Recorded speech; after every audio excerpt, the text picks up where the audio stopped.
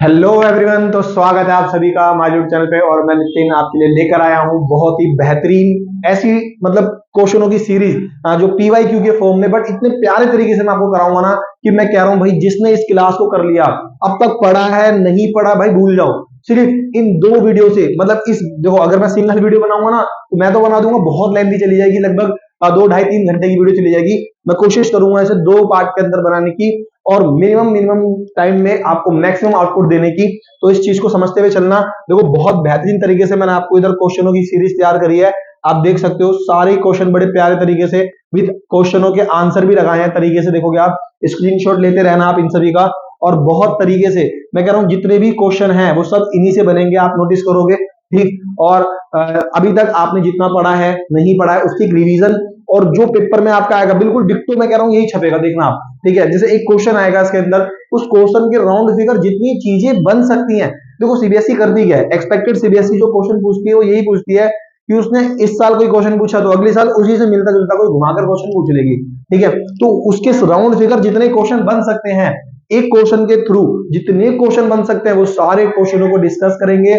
और बहुत प्यारे तरीके से बिल्कुल तरीके से हम उन क्वेश्चनों का सॉल्यूशन, कैसे उनसे और क्वेश्चन बन सकते हैं समझते हुए चलेंगे। मैं कह रहा हूं देखो, आप लोग तसल्ली से, अगर आपको वीडियो की स्पीड तेज लगे या धीरे लगे तो आप, मैं कह रहा हूं आप थोड़ा सा उसकी स्पीड को बढ़ाना और तसल्ली से भाई देखो अपना वीडियो देख लेना। ठीक है, अभी कई बच्चे होते हैं इधर भागेंगे उधर भागेंगे, ये पढ़ रहे बैठूंगा, इस टाइम पता है क्या होता है, आपने सब कुछ पढ़ रखा है ठीक, लेकिन फिर भी आपको लगेगा यार कुछ रह रहा है कुछ रह रहा है। देखो कुछ भी नहीं रहता है, आप कितना भी पढ़ लो एग्जाम में जाने से पहले डर लगता है, और ये होना लाजमी है। पढ़े लिखे बच्चों को डर लगता ही है, क्योंकि भैया उसे लगता है यार ये तो नहीं छूट गया वो तो नहीं छूट गया, ये डर बहुत जरूरी है। ठीक, और आपको ही नहीं हमको भी लगता था। ठीक है, बट मैं कह रहा हूं आपसे, अगर आपने जितना भी पढ़ा है एक बार हम उसको क्या देते हैं, मतलब कहते हो ना तलवार में धार देने का काम करते हैं। तो चले अब समझते हैं, मैंने आपको कैसे बताया।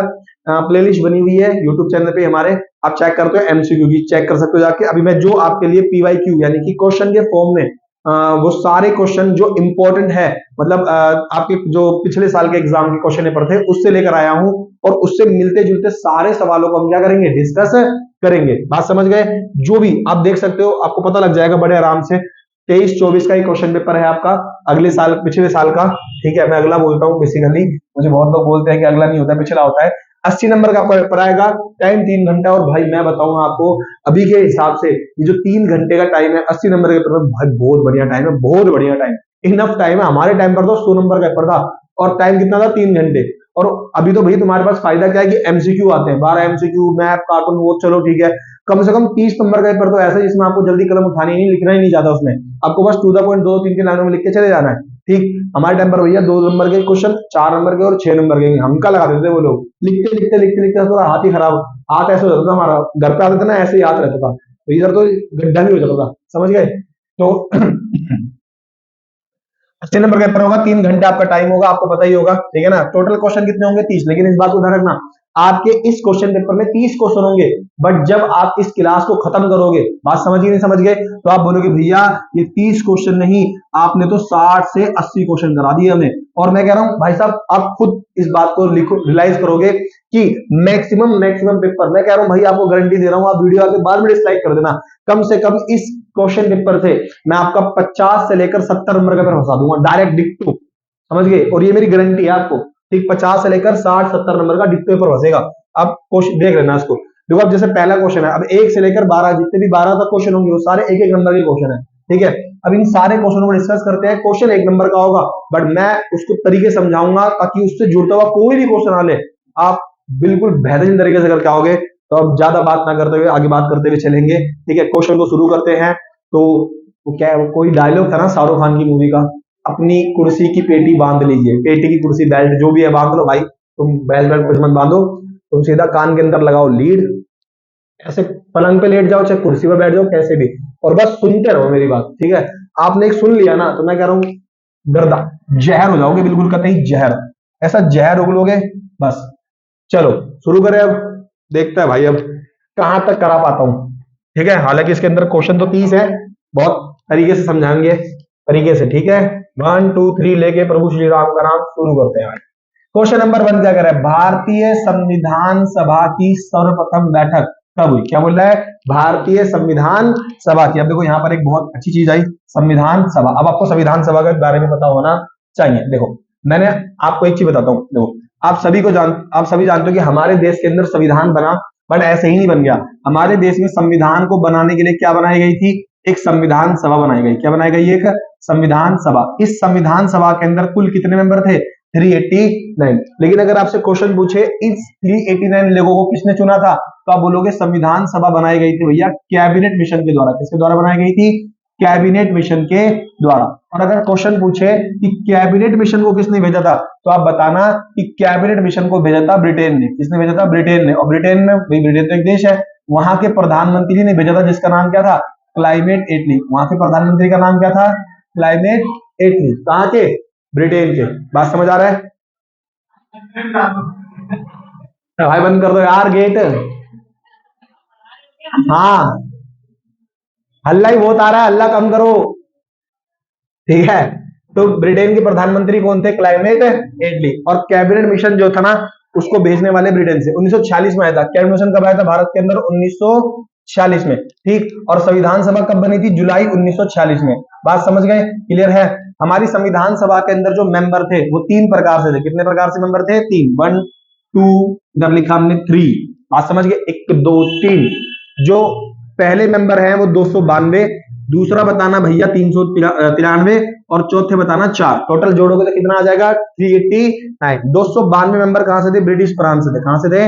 ब्रिटिश प्रांत से। बात समझ गए? कितने मेंबर? 292। उसके बाद ये कहां से थे? रजवाड़ों से। रजवाड़े जानते हो ना क्या होते हैं? उस समय हमारे भारत के अंदर लगभग 565 रजवाड़े थे, और कुछ रजवाड़ों को मिलाकर, छोटे बड़े रजवाड़ों को मिलाकर वहां से प्रतिनिधि को भेजा गया था। ठीक है। और 4 आए थे चीफ कमिश्नरी क्षेत्र से। 4 कहां से आए थे? चीफ कमिश्नरी क्षेत्र से। ये बात भी क्लियर हो रही है या नहीं बताओ? बोलो, आया मजा? आया? नहीं आया तो अभी देखना वीडियो के लास्ट में कितना मजा आएगा। ऐसा बिल्कुल जहर हो लोगे आप लोग। ठीक। और ये 4 लोग कहां से आए थे बताना? 4 क्षेत्र कौन कौन से थे? कई भी बात पूछता है वो एमसीक्यू में डाल देगा आपके कि इनमें से कौन सा चीफ कमिश्नरी क्षेत्र नहीं था। ठीक। तो बोलना भैया पहला दिल्ली था। क्या था? पहला दिल्ली। दूसरा लिखना कुर्ग। क्या लिखना? कुर्ग। तीसरा लिखना अजमेर। क्या लिखना? अजमेर। चौथा लिखना बलूचिस्तान। क्या लिखना? बलूचिस्तान। बात समझ गए? नहीं समझ गए? क्लियर है? ये 4 क्षेत्र थे। अच्छा बताओ, ये बताओ, मतलब बड़ा ही खतरनाक क्वेश्चन मारा था। उसने कहा था कि इन 4 चीफ कमिश्नरी क्षेत्रों में से, मैं कह रहा हूं देखो ये क्वेश्चन मत देखो, ये तो मैं कराऊंगा पूरा इससे जुड़ी सारी चीज करा दूंगा। ठीक। बिल्कुल तुम पेपर के अंदर जाओगे ना ऐसे भरे बैठे, भाई क्वेश्चन नहीं पढ़ते थे, आज तो तेरा भाई करके ही मानेगा, छोड़ना ही नहीं है कोई सा। बात समझ गए? तो पेपर टफ उसको लगता है जिसने पढ़ा नहीं है। जिनने पढ़ा है ना उसके लिए पेपर रद्दी है। समझ आ रहा है? वो तो कहता है भाई साहब ये तो और देखो क्वेश्चन अथवा भी करके आऊंगा मैं तो। हमें तुम क्वेश्चन नहीं पढ़ दे तो हम तो अथवा भी कर देंगे। क्यों कर देंगे भाई? आता है जी। समझ आ रहा है? और मेरे साथ 11वीं क्लास में यही हुआ था, मैंने अथवा भी कर दिए थे बहुत सारे लोग। ठीक। उस टाइम में होश जोश में था, सर जी ने मुझे नंबर ही काट दिए। कहा ज्यादा होश होश में मत हो, मतलब बन रहा था मैं थोड़ा सा ज्यादा, तो वहां नंबर काट दिया। ऐसा नहीं करना आपको, ये बात ध्यान रखना। अगर उसने बोला ना कोई 4 क्वेश्चन कर दो, कोई 4 ही करने हैं आपको, ये नहीं 5 कर दिए, तो उड़ते क्या करते हैं, नंबर काट लेते हैं आपके। तो ध्यान रखना। ठीक। यहाँ तो मैं समझाने के लिए बता रहा हूँ बस आपको, मैंने करी है सब गलतियां भाई, ध्यान रखना। देखो सीबीएसई ने एक बार क्वेश्चन ये पूछा था कि 4 चीफ कमिश्नरी क्षेत्रों में से वो कौन सा क्षेत्र था जो पाकिस्तान के अंदर पड़ता था, तो वो कौन था? बलूचिस्तान। क्या था वो? बलूचिस्तान। ये पाकिस्तान के अंदर पड़ता था। कहां पड़ता था? ये पाकिस्तान में। बाकी तीनों दिल्ली, बाकी तीनों भारत के अंदर थे। ठीक है ना। रजवाड़ों से 93 आए थे, 292 आए थे ब्रिटिश प्रांतों से। ब्रिटिश क्यों लगा हुआ है? क्योंकि हम उस समय गुलाम थे। किसके? अंग्रेजों के। ठीक। और क्वेश्चन पूछे कि 389 मेंबर जो थे वो कितने लोगों पे चुने, तो बोलना 10 लाख लोगों पर एक बंदा चुना गया था। कितने लोगों पे? 10 लाख लोगों पर एक व्यक्ति को चुना गया था। यहां तक बात क्लियर हुई कि नहीं हुई ना? बोलो, आया मजा? आया? ठीक। अब यहां ध्यान रखना एक बात और, कि जब हमारी संविधान सभा बन गई, क्या बन गई हमारी संविधान सभा, तो संविधान सभा बनने के बाद अब ये संविधान बनाएगी, तो संविधान बनाने के लिए उन्होंने बैठकें करना शुरू करी। तो संविधान सभा की जो पहली बैठक हुई थी, क्या हुई थी? जो प्रथम बैठक। बात समझ गए? फिर दूसरी बैठक कब हुई? द्वितीय बैठक। और फिर हुई तृतीय बैठक, तीसरी बैठक। बात समझ गए? क्लियर है ना? तो तीनों बैठकें बहुत इंपॉर्टेंट है, यहां से क्वेश्चन पूछता ही पूछता है। पहली बैठक हुई थी 9 दिसंबर 1946 को। कब हुई थी? 9 दिसंबर। और दूसरी बैठक हुई थी 11 दिसंबर 1946 को। तीसरी बैठक हुई थी आपकी 13 दिसंबर 1946 को। पहली बैठक जो थी वो हुई थी सोमवार के दिन 11 बजे। ठीक है। और दूसरी बैठक उसके एक दिन बाद छोड़ के 11 तारीख को, फिर उसके बाद एक दिन छोड़ के। ये मेरी ना पॉलिटिकल साइंस की क्लास रहते हैं, जो मेरी क्लास होती है ना MWF और TTS में होती है हिस्ट्री क्लास। ये वैसे ही कर रहे थे, इनको लग रहा है मेरी क्लास में आ रहे थे लोग, है ना। तो 9 दिसंबर की जो पहली बैठक हुई, दूसरी बैठक 11 दिसंबर को, तीसरी बैठक कितनी तारीख को हुई? 13 दिसंबर को। तीनों बैठकों की ना मेन बात ध्यान रखना, पहली बैठक के अंदर ना ये हुआ कि भाई देखो संविधान सभा जो हमने बनाई है 389 लोग, अब इन 389 लोगों को अध्यक्ष तो होना चाहिए जो इस पूरी संविधान सभा को क्या करेगा, लीड करेगा। तो पहले दिन अध्यक्ष चुनना था बट चुन ही नहीं पाए और शाम हो गई। तो फाइनली उन्होंने कहा कि एक काम करो भैया, ऐसे तो हमारी जो संविधान सभा है उसमें अध्यक्ष नहीं चुन पाएंगे, क्या रहेगा?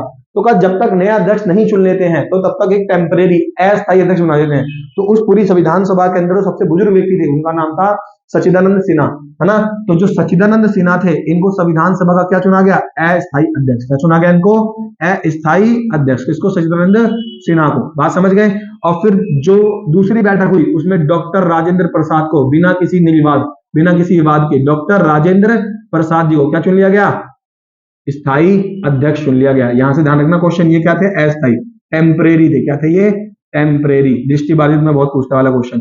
और ये क्या बन गया? स्थायी। मतलब जब तक संविधान नहीं बनेगा, अब संविधान सभा के अध्यक्ष कौन रहेंगे? डॉक्टर राजेंद्र प्रसाद। और 13 तारीख को क्या हुआ है ध्यान रखना, ये भी बहुत इंपॉर्टेंट डेट है। इस दिन उद्देश्य प्रस्ताव पेश हुआ। क्या हुआ इस दिन? उद्देश्य प्रस्ताव पेश हुआ कि हमारे संविधान में ये चीजें भाई होंगी और हमारे संविधान में इन चीजों को जनता को प्रोवाइड किया जाएगा।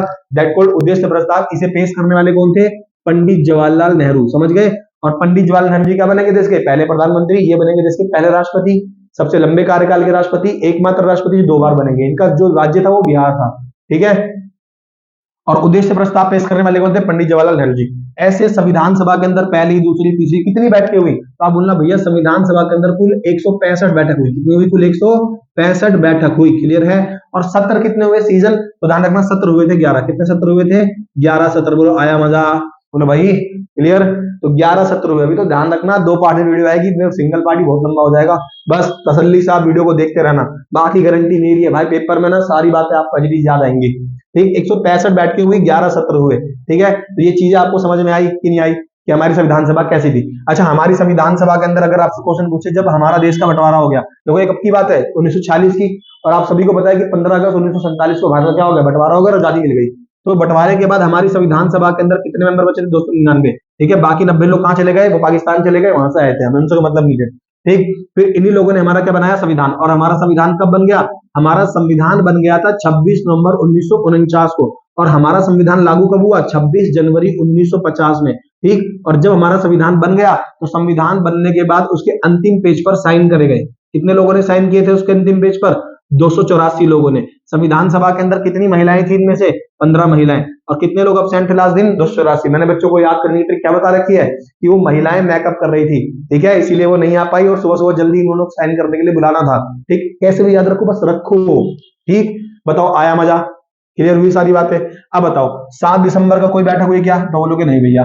15 अगस्त 1947 को क्या मिली भारत को? आजादी। क्या मिली भारत को? आजादी। 9 दिसंबर 1946 को क्या हुआ? संविधान सभा की पहली बैठक, ऑप्शन नंबर सी। और 26 नवंबर 1950 को क्या हुआ? हमारा संविधान लागू हुआ। क्या हुआ? हमारा संविधान लागू। आई बात? क्लियर? पहला क्वेश्चन यहाँ पे डन होता है। अब आप खुद दिमाग लगाओ कि क्या ये एक क्वेश्चन था? इतने सारे क्वेश्चन मैंने आपको बड़े इजी तरीके से कराए। ठीक, ये चीजें आपको समझ में आ गई, ये आ गई। अब यहां से कोई भी चीज पूछ सकता है वो आपसे, समझ गए? हो सकता है 2 नंबर के अंदर क्वेश्चन बना दे कि संविधान सभा की प्रथम 3 बैठकों की विशेषताएं लिखो। यहां से क्वेश्चन बना दे संविधान सभा का जो स्ट्रक्चर था वो बता दो हमें, तो क्लियर है। अब नेक्स्ट क्वेश्चन देखो, दूसरा क्वेश्चन नंबर 2 आपकी स्क्रीन पे। ठीक है, 7 करोड़ रुपए के लिए। ठीक, अभी देखोगे 7 करोड़ रुपए का तो हंका लग गया। अभी भी केबीसी में एक बंदा आया था ना, समीराना, ठीक, उसकी तो जिंदगी खराब कर रखी है। देखो मोतीलाल नेहरू, अभी मोतीलाल नेहरू जी कौन है? तो आप ध्यान रखना, पंडित जवाहरलाल नेहरू जी के पिता हैं ये। ठीक, इनकी मोतीलाल नेहरू समिति ने अधिकारों की एक घोषणा पत्र की क्या वो करी थी? मांग कब उठाई थी? देखो मैं आपको एक बात बताता हूँ, आप सभी जानते हो कि हम गुलाम थे। क्या थे हम? जब गुलाम। तो जब हम गुलाम थे, कब तक गुलाम थे हम गुलाम थे 1757 से लेकर, कब से? 1757 से लेकर 1947, लगभग 190 साल तक भारत क्या था? गुलाम। और उस टाइम पर हमारी जो पावर थी वो किसके पास थी? ब्रिटेन के पास। किसके पास थी उस टाइम हमारी पावर? ब्रिटेन। मतलब हम उसके अधीन थे। बात समझ गए? हमारे को वही चलाता था। तो ब्रिटेन हमारे को चलाता कैसे था? ब्रिटेन हमारे भारत के अंदर एक व्यक्ति नियुक्त करता था, उसका नाम था वायसराय। क्या नाम था उसका? वायसराय। और ये वायसराय हमारे को चलाता, मतलब हमारे पर कब्जा करके रखता था। वायसराय को बनाता था ब्रिटेन, वायसराय भारत का ध्यान रखता था। तो भारत की पावर वायसराय के पास थी, उसके ऊपर राज्य सचिव होता था। ठीक है, तो हमारे देश के अंदर एक पार्टी थी, उसका नाम था कांग्रेस। क्या नाम था? कांग्रेस। कांग्रेस पार्टी के अंदर उस समय एक महत्वपूर्ण नेता थे जिनका नाम था मोतीलाल नेहरू। क्या नाम था इनका? मोतीलाल नेहरू। ये पंडित जवाहरलाल नेहरू जी के पिता थे। मोतीलाल नेहरू जी ने उस समय के वायसराय से एक शर्त रखी, क्या रखी? एक शर्त कि हम चाहते हैं हमारे भारतीय लोगों को अधिकार मिले। क्या मिले? भारतीय लोगों को अधिकार। और वो अधिकार जो है हमारे लोगों के लिए होगा, उसमें जनता के सारे अधिकार होने चाहिए, जस्ट लाइक मौलिक अधिकार। ठीक है, वायसराय से बात कही किसने? मोतीलाल नेहरू ने, कि हमें भाई अधिकार चाहिए। यानी कि कुल मिलाकर मोतीलाल नेहरू जी भारतीय लोगों के लिए एक संविधान बनाना चाहते थे। क्या बनाना चाहते थे? संविधान, जिसमें हमारे लोगों को क्या मिलेगा? अधिकार। तो वायसराय ने कहा कि ठीक है, आप अगर आपको लगता है आप अपना संविधान बना पाओगे, मतलब अंग्रेजों को ये लगता था कि हम भारतीय लोग अपना संविधान नहीं बना सकते। ठीक, तो मोतीलाल नेहरू जी ने कहा क्यों नहीं बना सकते, हम बना सकते हैं, हम अपने लोगों को संविधान बना कर देंगे, हमें पावर दो। तो वायसराय और मोतीलाल नेहरू में शर्त लग गई। शर्त ये लगी कि अगर तुमने अपना संविधान बना लिया और वो अच्छा संविधान हुआ, लेकिन शर्त यह है कि तुम्हारे संविधान को तुम्हारे देश की हर एक पार्टी क्या करनी चाहिए? यस, तुम्हारे देश का संविधान है तो तुम्हारे देश की हर पार्टी उस संविधान को मान्यता दे, हम तो दे देंगे मान्यता बाद में। अगर ये शर्त पूरी हो गई तो मैं तुम्हारे संविधान को ब्रिटेन में जाकर पास करा दूंगा। भाई दोनों में बहस छिड़ गई और 1928 में मोतीलाल नेहरू जी ने संविधान का एक घोषणा पत्र तैयार किया और बहुत संविधान, उसके अंदर मौलिक अधिकार भी थे। बट भारत की एक पार्टी थी मुस्लिम लीग, उसने इसको मना कर दिया, बोला भाई मुझे पसंद नहीं आया, इसमें जो चीजें हैं मुझे पसंद नहीं आ रही। तो इसके बाद वो फेल हो गए और ये लागू नहीं हो पाया, और इसके बाद मोतीलाल नेहरू जी ने संन्यास ले लिया राजनीति से। समझ गए? तो इन्होंने अधिकारों की घोषणा पत्र की मांग कब उठाई थी? 1928 में। कब उठाई थी? 1928। के लिए बात। इसके बाद इनका जो बेटा था वो आएगा मतलब कांग्रेस में, और इसके बाद कांग्रेस को कौन सपोर्ट मतलब अपनाता है? युवा नेता आते हैं पंडित जवाहरलाल नेहरू जी, और वो यहां पर अब स्वराज की मांग करेंगे, पूर्ण स्वराज। अब हमें नहीं चाहिए तुमसे श्वेतता वगैरह। ठीक है, नेक्स्ट क्वेश्चन देखो क्या बोल रहा है। कह रहा है क्वेश्चन नंबर 3, कह रहा है निम्नलिखित में से कौन प्रत्यक्ष लोकतंत्र के सबसे नजदीक बैठता है? देखो अब यहाँ पर दो चीजें कुछ, देखो यहाँ पर एक वर्ड आया, पहली बात तो भैया लोकतंत्र। क्या आ गया? लोकतंत्र। अब ये लोकतंत्र क्या बीमारी का नाम है भाई? आपने पढ़ा तो हो गई ना। देखो बेसिकली पूरी दुनिया में ना शासन करने की जो व्यवस्था है, तो उसी को मतलब आप कह सकते हो ना, जो शासन करने की व्यवस्था है वो 3 तरह की है। अब किसी देश में लोकतंत्र होगा, किसी देश में हो सकता है राजतंत्र हो, किसी देश में सैनिक शासन हो। अब जिस देश में सैनिक शासन होगा उस देश में क्या होगा, जो ताकतवर लोग हैं या जो सेना है वो उस पूरे देश पर कब्जा कर लेगी। और जिस देश में राजतंत्र होगा वहां पर राजा और उसके परिवार और उसके लोग उस देश की शासन व्यवस्था को संभालेंगे। जिस देश में लोकतंत्र होगा उस देश में होगा इलेक्शन, और वहां के इलेक्शन के माध्यम से एक सरकार चुनी जाएगी और वो सरकार पूरे देश को चलाएगी। इसीलिए लोकतंत्र को क्या बोलते हैं बताओ? लोकतंत्र को कहते हैं जनता का जनता पर शासन ही लोकतंत्र कहलाता है। That called democracy. इसी को प्रजातंत्र भी लिख देगा। समझ गए? नहीं समझ गए? क्लियर है? तो लोकतंत्र जो होता है वो बेसिकली 2 प्रकार का होता है, या तो प्रत्यक्ष होगा या फिर क्या होगा? अप्रत्यक्ष। समझ आया? लोकतंत्र कितने प्रकार का होता है? प्रत्यक्ष होता है या फिर अप्रत्यक्ष। देखो जिस देश में जनसंख्या कम है या फिर जहां पर बहुत कम पॉपुलेशन है वहां पर आप डायरेक्ट इलेक्शन कर सकते हो, प्रत्यक्ष लोकतंत्र कर सकते हो। जैसे मान लीजिए आपकी क्लास है, अब आपकी क्लास में आपको चुनना है मॉनिटर। भाई 60 बच्चे बैठे हैं क्लास के अंदर, आपको चुनना है हमारी क्लास का मॉनिटर कौन होगा। सर जी ने बोला कि देखो भाई 2 बच्चे मुझे ध्यान में आ रहे हैं, एक बच्चे का नाम है राम, एक का नाम है श्याम। अब राम और श्याम में से कोई मॉनिटर बनना चाहता है ना, और आप चाहते हो अगर राम को मॉनिटर बनाना तो भाई हाथ खड़े करो। 60 में से 40 बच्चों ने क्या कर दिया? हाथ खड़े कर दिए कि हम चाहते हैं भाई राम मॉनिटर बने। फिर सर जी ने पूछा कितने बच्चे चाहते हैं कि श्याम मॉनिटर बने, तो 20 बच्चों ने हाथ खड़े करे। तो बताओ ज्यादा बहुमत किसको मिला? संख्या किसकी ज्यादा है? राम की। तो राम क्या बन गया? मॉनिटर। कोई दिक्कत हुई यहाँ पे? कोई दिक्कत नहीं हुई, क्योंकि जनसंख्या क्या थी, लोग क्या थे यहाँ पे? कम थे। तो यहाँ जहां लोग कम होते हैं वहां प्रत्यक्ष लोकतंत्र हम करवा सकते हैं, और ये सबसे बेस्ट एग्जांपल है प्रत्यक्ष लोकतंत्र का, है ना। पहले यूनान वगैरह राज्यों में यही चल रहा था। अप्रत्यक्ष लोकतंत्र क्या होता है? जिस देश के अंदर ज्यादा पॉपुलेशन हो। क्या हो? जिस देश के अंदर ज्यादा पॉपुलेशन, यानी कि जनसंख्या क्या हो उस देश के अंदर? ज्यादा। तो उस देश के अंदर आप क्या नहीं कर सकते बताओ? उस देश के अंदर आप प्रत्यक्ष लोकतंत्र नहीं कर सकते, तो वहां पर अप्रत्यक्ष। तो अप्रत्यक्ष जैसे भारत के अंदर होता है, अभी बेसिकली पूरी दुनिया में ना ज्यादा करके अप्रत्यक्ष लोकतंत्र ही है।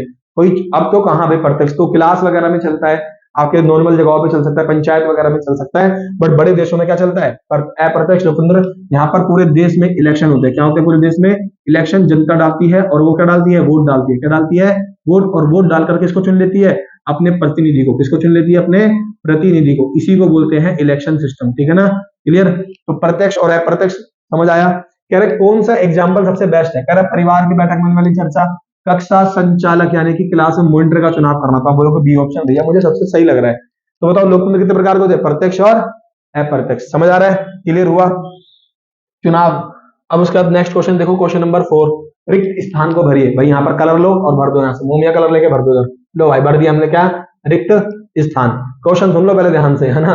क्या रहा है? रिक्त स्थान भरना है। क्वेश्चन नंबर 4 है, जब भारत का संविधान लिखा जा रहा था तब भारत को 1919 के अधिनियम के डैश के अधिनियम के अंतर्गत संसदीय व्यवस्था के संचालन का कुछ अनुभव हो चुका था। देखो, आप इस बात को जानते होंगे कि जो हमारा संविधान है, क्या है जो हमारा संविधान, बात समझ गए, वो एक्चुअली में एकदम तो बन नहीं गया। हमारे संविधान की जो हमने प्रेरणा ली थी, या कह सकते हो हमने संविधान का जो आइडिया लिया वो ब्रिटेन से ही लिया था, क्योंकि ब्रिटेन ने हमको जब गुलाम बनाया तो हमने एक चीज नोटिस करी कि ब्रिटेन है कहां पर, यूरोप में, यूरोप महाद्वीप का एक देश है ब्रिटेन, वहां से वो भारत को चला रहा है। और वो क्या कैसे चलाता है कि वहां से कानूनों का कुछ समूह भेजता है, मतलब वो वहां से कानून बनाता है, एक बंदा उसने यहाँ बिठाया वायसराय, ठीक, और उसको पूरी टीम दे दी, उसकी पूरी कार्यप्रणाली बना दी, कार्यपालिका, और वहां से नियम बनकर भारत में आते हैं और वो उसे लागू करवा देते हैं। हमने कहा भाई बढ़िया बढ़िया सिस्टम है। तो हमने कहा क्यों ना हम भी ऐसे ही अपना एक संविधान बनाएं जिसमें पावर, क्या कार्य, कौन सी चीजें किसके पास होंगी, सब डिसाइड होगा और लोग उसके अनुसार देश को चलाएंगे।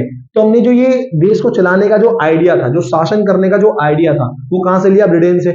और फिर हमने बनाया संविधान, और हमने कहा संविधान में यार ये चीज ऐसे होनी चाहिए, ये चीज ऐसे होनी चाहिए, ये चीज ऐसे होनी चाहिए। हमने बहुत सारे आइडिया को मिक्स कर लिया। जैसे हमारे संविधान के अंदर मौलिक अधिकार, हमने कहा यार अमेरिका में मौलिक अधिकार अच्छे हैं, तो हमने मौलिक अधिकार किससे ले लिए, अमेरिका से। यार आयरलैंड के अंदर तो वहां पर जो सरकार है डीपीएसपी है, सरकार ने अपने संविधान में डीपीएसपी दे रखा है, राज्य के नहीं मिल सकता। तो हमने कहा ये आइडिया बहुत अच्छा है, बहुत अच्छा है, इसको हम ले लेते हैं।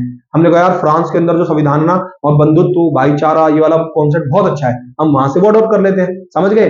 तो हमको जिस जिस देश के संविधान से जो जो चीज अच्छी लगी हम उसे लेते गए। और जब अंग्रेज हमें गुलाम बनाए थे तो जो वो कानून बनाकर भेजते थे, उनके कानूनों में कुछ चीजें बहुत अच्छी होती थी तो हम उन्हें भी ले लेते थे। तो ऐसे कुल मिलाकर हमने अपना एक संविधान तैयार किया। तो हमने जो ब्रिटेन से आने वाले कानून थे उसमें से 1919 का जो एक्ट था उससे बहुत सारी चीजें ली, और सबसे ज्यादा चीजें हमने कहां से ली, 1935 के एक्ट से। सबसे ज्यादा चीजें कहां से ली, 1935 के एक्ट से। बात समझ गए, नहीं समझ गए, ज्यादा ली, बात समझ गए, है ना। और यहां से हमने अपने कॉन्स्टिट्यूशन के अंदर क्या किया, शामिल किया। कुल मिलाकर हमने लगभग 60 देशों के संविधान को पढ़ा था। कितने देशों के संविधान को, 60 देशों के संविधान को पढ़ा था, समझ गए। और 60 देशों के संविधान को पढ़ के हमें जो जो चीजें जिस जिस संविधान से सही लगी हम उनको अपने संविधान में शामिल करते चले गए। इसीलिए कभी कभी आप क्वेश्चन ही पूछते हैं आपसे कि भारत के संविधान को उधार का थैला क्यों कहते हैं। तो ध्यान रखना, आप इस क्वेश्चन को पढ़ लेना। जैसे हमने ब्रिटेन के संविधान से लिया, क्या लिया ब्रिटेन संविधान से, संसदीय व्यवस्था ली, सर्वाधिक वोट से जीत की प्रणाली का फैसला लिया। हमने अमेरिका के संविधान से मौलिक अधिकार, उपराष्ट्रपति का पद लिया, न्यायपालिका की व्यवस्था ली। आयरलैंड के संविधान से हमने लिया कुछ कुछ, समझ गए नहीं समझ, डीपीएसपी वगैरह लिया। तो उसके बाद ध्यान रखना, रूस के संविधान से, यानी कि सोवियत संघ लिख देता या फिर रूस, है ना। और हमने किसके संविधान से लिया, जर्मनी के संविधान से लिया, आपातकाल वगैरह वाला व्यवस्था। और हमने साउथ अफ्रीका यानी कि दक्षिण अफ्रीका के संविधान से लिया हमने कुछ कुछ चीजें, समझ गए नहीं समझ गए, क्लियर है। और कौन था इसमें, ब्रिटेन, यूएसए, आयरलैंड, सोवियत संघ, जर्मनी, दक्षिण अफ्रीका। तो इन देशों के संविधान से हमने कुछ कुछ चीजें ली। एक बार इसे आप जरूर पढ़ लेना मेरे भाई, ठीक। आप अपने सपोर्ट मटेरियल में या फिर मेरे नोट्स जिस बच्चों के पास है, ठीक है, मैं डाल दूंगा वो नोट्स, उनमें देख लेना। सारे मैंने बता रखा है कि हमने किस देश संविधान से क्या क्या लिया था। तो इसमें क्या आएगा इसका आंसर, 1935 के संविधान एक्ट से, इससे लिया एक्ट से, क्लियर है, खालिस्तान हुआ।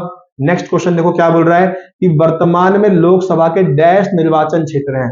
वर्तमान में, आज के टाइम पर देखो हमारे भारत के अंदर लोकसभा के निर्वाचन क्षेत्र कितने हैं, 543 है। कितने हैं, 543, क्लियर है। एमसीक्यू में जाओगे ना आप प्ले लिस्ट में तो वहां सारा मैंने डिटेल में पढ़ाया है, ठीक है ना। तो एक बार उसे देखा ना आप लोग एमसीक्यू वाले में, ठीक है ना। तो वर्तमान में लोकसभा के 543 निर्वाचन क्षेत्र हैं और ये संख्या 1971 की जनगणना पर आधारित है। बिल्कुल ठीक बात है भाई, ठीक। तो इसका आंसर क्या होगा, 543। अब सुनो मेरी बात को ध्यान से, देखो हमारा जब संविधान बना, क्या बना जब हमारा संविधान, तो हमारे संविधान के अंदर ये बात कही गई, क्या बोली गई ये बात, कि हमारे देश के अंदर 10 लाख लोगों पर एक बंदा होना चाहिए। मतलब 10 लाख लोगों पर एक रिप्रेजेंटेटिव होना चाहिए, यानी कि प्रतिनिधि होना चाहिए। बिल्कुल ठीक है बात है। अब हमारे देश के अंदर जो 10 लाख के ऊपर एक प्रतिनिधि था, इसकी संख्या जो है हर 10-10 साल में जनगणना होती है। जनगणना होने के बाद सरकार को बोला गया कि जब भी हर 10 साल में जनगणना होगी सरकार देखेगी और फिर संसद के अंदर लोकसभा राज्यसभा की सीटों को बढ़ा देगी। लेकिन देखो ज्यादा सीटें बढ़ा दोगे तो बहुत ज्यादा नेता भी हो जाएंगे, तो नेताओं को फिर पैसा दो तो थोड़ा और दिमाग खराब होगा। तो हमारे देश में जो अभी देख रहे हो आप, जो संसद है, क्या है, जो संसद में आप जानते हो एक लोकसभा हो गई, एक हो गई राज्यसभा और एक हो गया राष्ट्रपति महाराज जी, ठीक है, क्लियर। लोकसभा के अंदर कितने मेंबर है, 543। राज्यसभा के अंदर कितने हैं, 245। और राष्ट्रपति क्या हो गया, 1। तो ये जो संख्या देख रहे हो, ये संख्या जो है ना, ये हर 10-10 साल में बढ़नी चाहिए जनगणना के बाद। लेकिन हमारे संविधान में इसे लास्ट टाइम कब बढ़ाया गया था? 1976 में। कब बढ़ाया गया था? 1976 में। 1976 में इसको बढ़ाने वाली कौन थी? इंदिरा गांधी। तो इसका मतलब मैं यहां पर आपसे एक बात कह सकता हूं कि जो अभी लोकसभा के अंदर 542 संख्या है, जो 245 राज्यसभा के अंदर है, ये कब हुई थी इतनी संख्या? 1976 में। किसने बढ़ाया था? इंदिरा गांधी ने। और जब इंदिरा गांधी ने 1976 में संख्या बढ़ाई थी तो उस समय जनगणना कौन सी हुई होगी? 1971 में। क्योंकि जनगणना होती है, देखो जनगणना हमारे देश में पहली बार हुई 1881 में, फिर हुई 1891 में, फिर हुई 1901 में, और फिर हुई 1911 में। तो आप देख रहे हो हर 10 साल बाद हो रही है, समझ गए? तो लास्ट जनगणना कब हुई थी? 2011 में। कब हुई थी? 2011 में। और 1971 में भी जनगणना हुई होगी, क्योंकि देखो संख्या चलिए 10 साल बाद होगी जनगणना। तो जब 76 में सीटें बढ़ रही होगी तो जनगणना तो 71 में हुई होगी। तो इंदिरा गांधी ने जो उस समय सीटों को बढ़ाया था वो 1971 की जनगणना के अनुसार बढ़ाया था। यानी कि जो आप ये सीटें देख रहे हो ना, ये सीटें 1971 की जनगणना में धारित है। और इसके बाद फिर ये बोला गया कि आने वाले 50 साल तक ये सीटें फिक्स रहेंगी। यानी कि आने वाले 50 साल तक, यानी कि 2026 तक आप इन सीटों को बढ़ा नहीं सकते। क्लियर है मेरी बात? समझ आया? अब जब 2026 में ये सीटें बढ़ेंगी तो अगले साल सीटें बढ़ेंगी, इसकी लोकसभा की भी और राज्यसभा की भी, और भारत के अंदर विधानसभा और विधान परिषद की भी सीटें बढ़ेंगी। तो अगले साल सीटें बढ़ने का 2026 आ चुका, आपको बताइए 25 में आप हुई, ठीक? तो 2026 में सीटें बढ़ेंगी, लेकिन ध्यान रखना जब 2026 के अंदर सीटें बढ़ेंगी तो जनगणना फॉलो होगी 2001 की। इसकी जनगणना फॉलो होगी 2001 की, जबकि करनी चाहिए थी इनको 2021 की जनगणना फॉलो। अभी खैर 2021 की जनगणना हुई भी नहीं है। बस यहां से एक बात क्लियर हुई आपको? पहले बताओ, देखो सिंपल दिमाग से, बिल्कुल छोड़ो सारी बात, छोड़ो, मेरी तरफ फोकस करो। अब ध्यान समझो, कह रहे वर्तमान में लोकसभा के अंदर 543 निर्वाचन क्षेत्र है और ये 71 की जनगणना बता दी थी, बिल्कुल ठीक है। ये किसने बढ़ाई थी सीटें? 1976 में सीटें बढ़ी थी। बढ़ाने वाली कौन थी? इंदिरा गांधी। उसके बाद कहा गया कि 50 साल तक, यानी कि इसमें अगर 50 जोड़ूंगा 2026, ये सीटें नहीं बढ़ेंगी। 50 साल बाद सीटें बढ़ेंगी, और जब 50 साल बाद ये सीटें बढ़ेंगी तो जनगणना कौन सी फॉलो होगी? 2001। और आप सभी को पता है हमारी नई संसद बनकर रेडी है, और उस नई संसद में जो लोकसभा की नई सीटें हैं वो लगभग 888 बनाई गई हैं। तो आपको पता है ये संख्या कितनी होने वाली है? लगभग 880 के आसपास जाएगी, ठीक है ना? मतलब लगभग इसके अंदर आप देखोगे तो 250 लोग बढ़ेंगे, 250 के 300 के आसपास लोग बढ़ेंगे इसमें, ठीक है? तो ये ध्यान रखना, ये चीज समझ आई? हो सकता है आपसे ये भी पूछ ले कि जनगणना में जो ये लोकसभा राज्यसभा के अंदर सीटें हैं किस जनगणना में धारित है? 71 की। कितनी सीटें हैं लोकसभा में? 543। कब बढ़ी थी? 1976 में। अब कब बढ़ेंगी? 2026 में। जब बढ़ेंगे जनगणना कौन सी फॉलो होगी? 2001 की। बढ़ाने वाली कौन थी? इंदिरा गांधी। कितने लोगों पे एक बंदा चुना जाना चाहिए? 10 लाख लोगों पर एक। क्लियर है? समझ आया?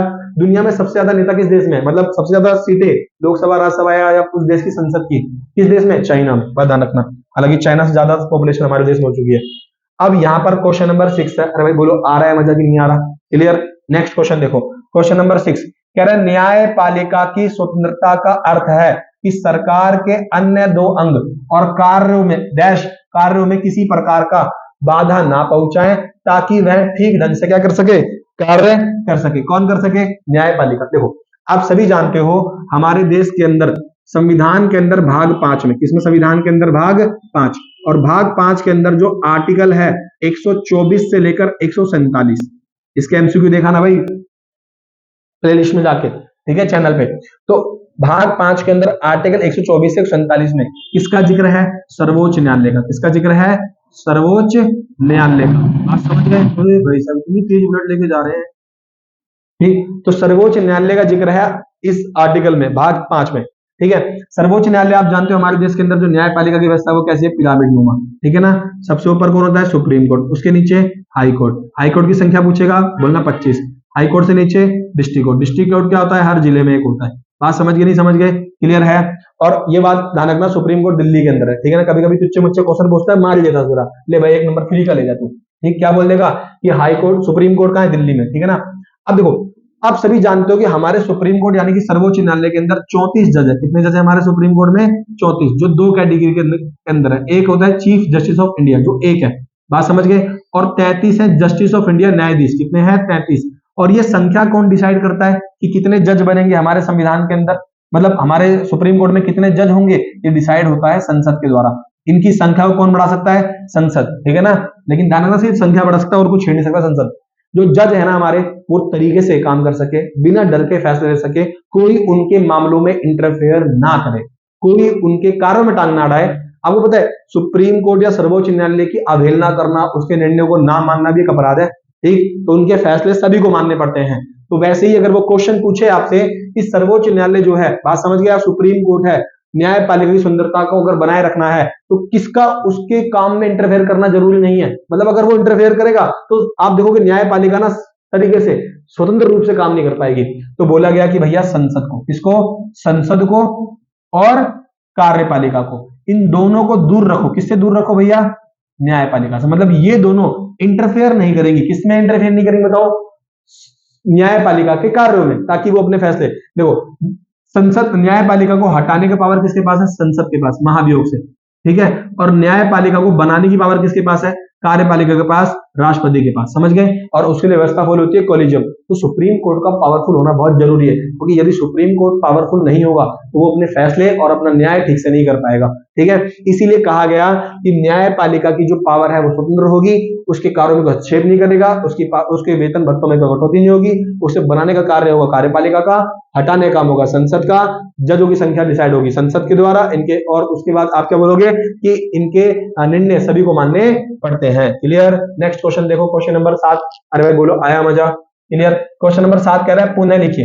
कह रहे भाई मैं कोई लाइन लिख रहा हूं, मतलब एक लाइन गलत हो सकती है, इसमें कोई भी चीज मैं गलत लिख सकता हूं, आपको उस लाइन को ठीक करके लिखना है, ठीक है। तो आपने कहा ठीक है भाई, देखते हैं। कह रहा भारतीय संघ को, भूख लग रही है भाई बड़ी जोर की, तो जाते खाऊंगा घर पे खाना। भारतीय संघ, कोई बात नहीं भाई, आपके लिए संघ खाया जाए, पेपर है आपका, पढ़ लो बस आप लोग आराम से ना। कह रहे हैं भारतीय संघ को मजबूत करने के लिए, ठीक है ना भाई। संघ मतलब केंद्र, संघ मतलब कौन है यहाँ पे, केंद्र है, यूनियन। बात समझ गए नहीं समझ गए, भारतीय संघ यानी कि केंद्र। आप सभी होता है हमारे देश में केंद्र बहुत मजबूत है, संघ बहुत मजबूत है, उसके पास बहुत शक्तियां हैं, ठीक है। कह रहे हैं भारतीय संघ को मजबूत करने के लिए भारतीय संविधान द्वारा एक सशक्त राज्य है। भाई राज्य कहां से आ गया, इधर केंद्र आएगा या संघ आएगा, तो बोलोगे भैया संघ ही आएगा। एक संघ सरकार की स्थापना की गई। तो क्लियर है, वहां पर राज्य नहीं होगा, क्या होगा, संघ होगा। वो खुद ही कह रहा है कि भारतीय संघ को मजबूत करने के लिए भारतीय संविधान द्वारा एक सशक्त संघ यानी कि केंद्र की स्थापना की गई थी। क्लियर है। अच्छा मुझे बताओगे हमारे देश के अंदर जो पावर है, क्या है, जो पावर, बात समझ गए, यानी कि विषय, क्या है, विषय, कि ये काम तेरा होगा, काम उसका होगा।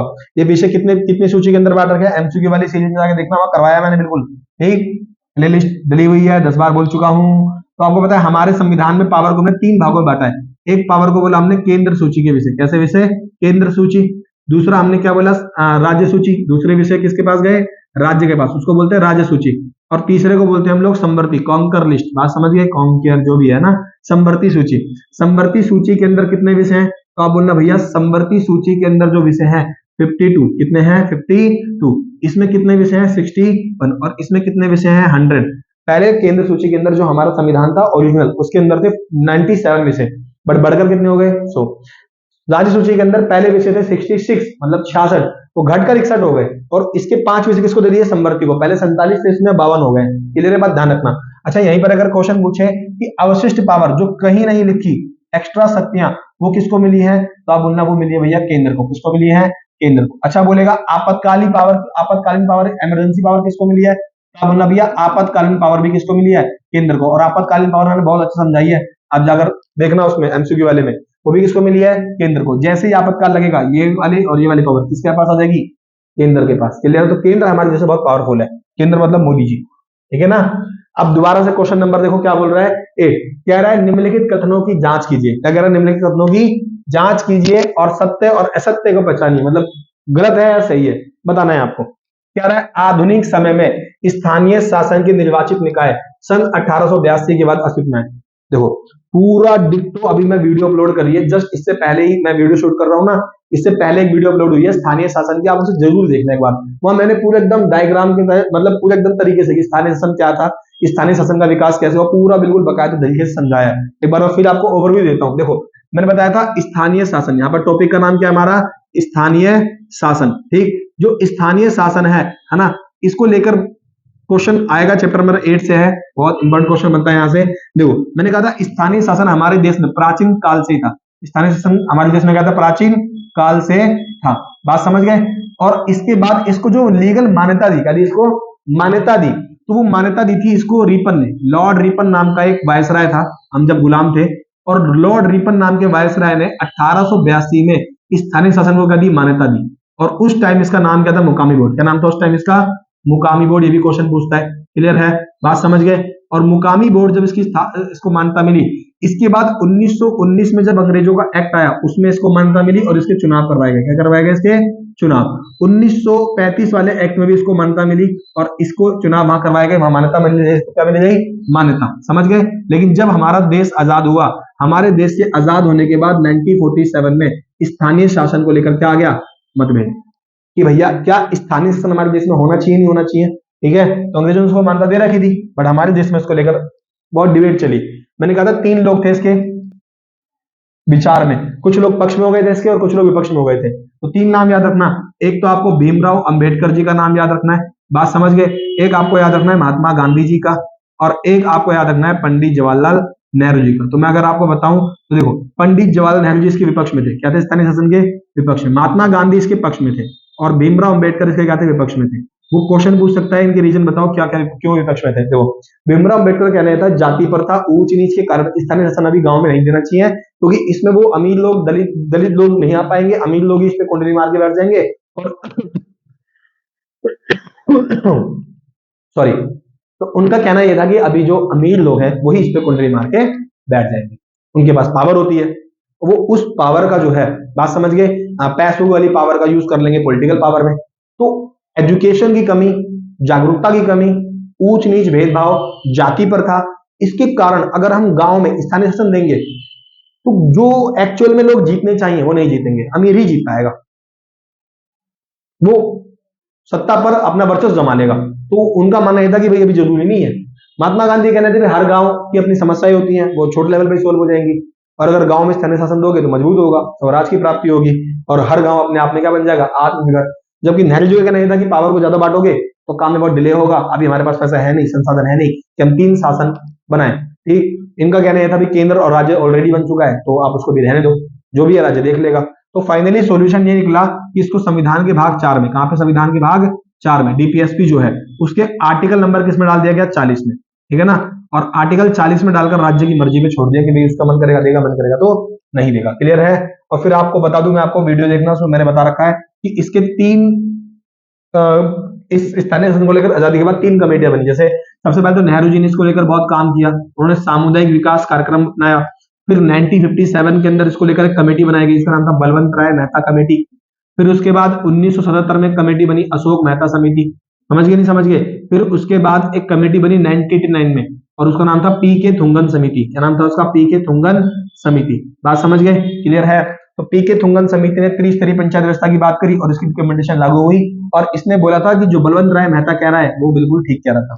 तो बलवंत राय मेहता समिति ने 3 स्तरीय पंचायत की बात की थी, इन्होंने 2 स्तरीय पंचायत की बात की थी, इसने भी 3 स्तरीय पंचायत की बात की थी, और इसने कहा था बलवंत राय मेहता सही कह रहा था, ठीक है। और फाइनली जो स्थानीय शासन है उसको मान्यता मिली थी कब, 1992 में संविधान में संशोधन करके।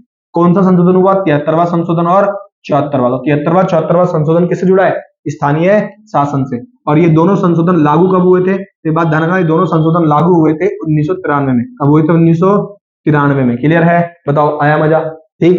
तो क्या बोल रहा है, आधुनिक समय में स्थानीय शासन के निर्वाचित निकाय, बिल्कुल ठीक बात है, 1882 के बाद क्या है, अस्तित्व में। तो यानी कि बिल्कुल क्वेश्चन ठीक है, यानी कि यहाँ पर ये सत्य है, क्या ये सत्य है। नेक्स्ट क्वेश्चन देखते हैं हम लोग क्या बोल रहा है। तो नेक्स्ट क्वेश्चन के अंदर वो ये कह रहा है कि अनुच्छेद 3 में संसद विधि बनाकर, क्या बोल रहा है, अनुच्छेद 3 में कह रहा है, अनुच्छेद 3 में संसद विधि द्वारा संघ में नए राज्यों को प्रवेश दे सकती है। क्या सही है, मैं बताऊं आपको, अगर आपने ढंग से पढ़ा है अच्छे लेवल पे, देखो मैं आपको ना 2 मिनट सोचने के लिए क्वेश्चन देता हूँ, 2 मिनट सोचो, मतलब आप थोड़ा सा दिमाग लगाओ। अब ये क्वेश्चन अगर आपको टकर गया ना पेपर के अंदर, तो आधे बच्चे उसको छोड़ देंगे, उनको क्या लगेगा, आउट ऑफ। लेकिन जिसने पढ़ रखा है ना भाई, अच्छे से पढ़ रखा है, वो बस पेपर पे फोकस करता है, उसका पेन चल रहा होता है। नहीं तो ऐसे क्वेश्चन में तो आधे बंदे ऐसे, भाई तेरे पास कुछ है दिखा दे यार, ठीक। अब वो अपना सही करेगा, तुमको गलत बता देगा, ठीक। तो पढ़ो भाई, बस पेपर में पढ़ के ही सारा काम होगा। देखो उनने क्वेश्चन नंबर 3 इसमें क्या बोला, अब जिसको पता है कि क्या क्या नहीं है वो समझ पाएगा। देखो मैं आपको बताऊं, हमारा जो संविधान है, हमारे संविधान का भाग 1, क्या है, संविधान का भाग 1, हमारे संविधान के भाग 1 में राज्यों और केंद्रों के बारे में पूरी बात बताई गई है। किसके बारे में, राज्यों और केंद्रों के बारे में वर्णन है, बात समझ गए। किसके अंदर, संविधान के भाग 1 में राज्यों के राज्यों और मान लो इसको और लगा लो, और राज्यों और केंद्र के बारे में क्या है, वर्णन किसमें है भाई बताओ, संविधान के भाग एक में। अब संविधान के भाग एक में कुल कितने आर्टिकल है, आप बोलना भैया संविधान के भाग एक में कुल आर्टिकल है 4। कितने आर्टिकल हैं, 4। यानी कि आर्टिकल नंबर 1 से लेकर 4 संविधान के किस भाग में आते हैं, भाग एक में। क्लियर, यहां तक बताओ, समझ गए। तो यहीं पर अब हम समझते हैं कि इन चारों भाग में आर्टिकल में क्या बोला गया है। तो आर्टिकल 1 में कहा गया कि भारत राज्यों का संघ होगा, India A state of union, India that is Bharat shall be union of state, Bharat राज्यों का क्या होगा, संघ होगा। तो यहां पर स्टेट का और यूटी का जिक्र है। भाग 2 में पता क्या लिखा है, भाग 2 में लिखा है कि भारत जो है, बात समझ गए क्या लिखा है, भारत जो है वो नए राज्यों को प्रवेश क्या कर सकता है, भारत जो है वो नए राज्यों को क्या बोलता है, भारत नए राज्यों को अपने में मतलब नए राज्यों को शामिल कर सकता है।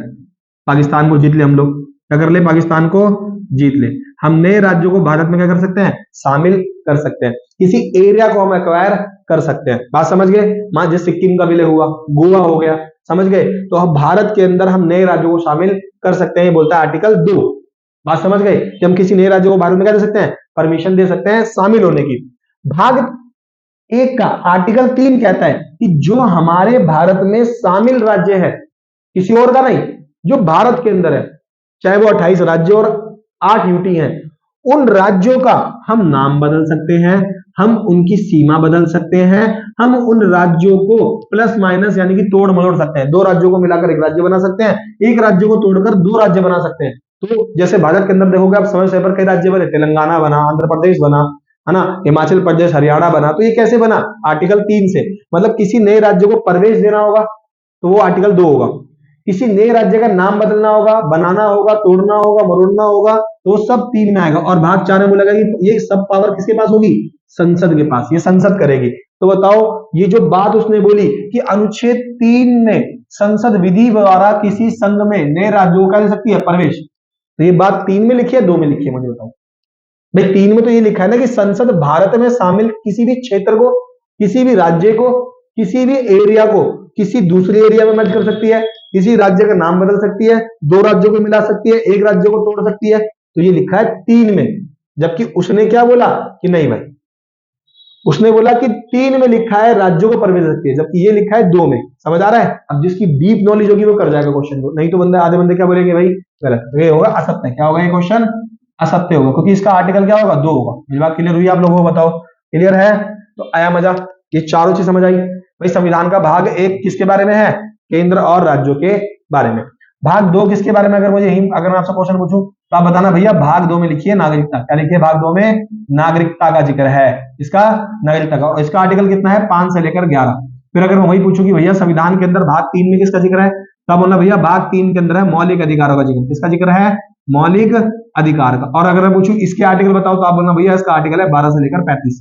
फिर अगर मैं पूछूं भाग 4 में किसका जिक्र है, तो बताना भैया भाग 4 में जिक्र है डीपीएसपी का, directive principle of state policy, राज्य के नीति निर्देशक तत्व। और इसके आर्टिकल कितने हैं, तो आप बोलना भैया इनका आर्टिकल है 36 से लेकर 51।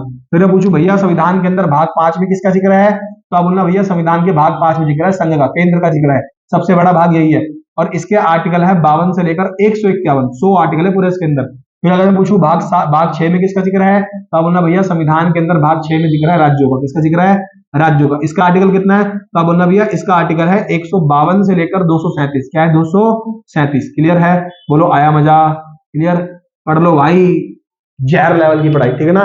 क्लियर, ये चीजें आपको क्लियर हुई। कोई सा भी पूछ ले, टोटल संविधान के अंदर कितने भाग है, संशोधन के साथ 25 है, मूल 22 थे, ठीक है ना, ये ध्यान रखना। तो आई थिंक आपको मेरी बात क्लियर हो गई होगी। नेक्स्ट क्वेश्चन देखते हैं हम लोग क्या बोल रहा है।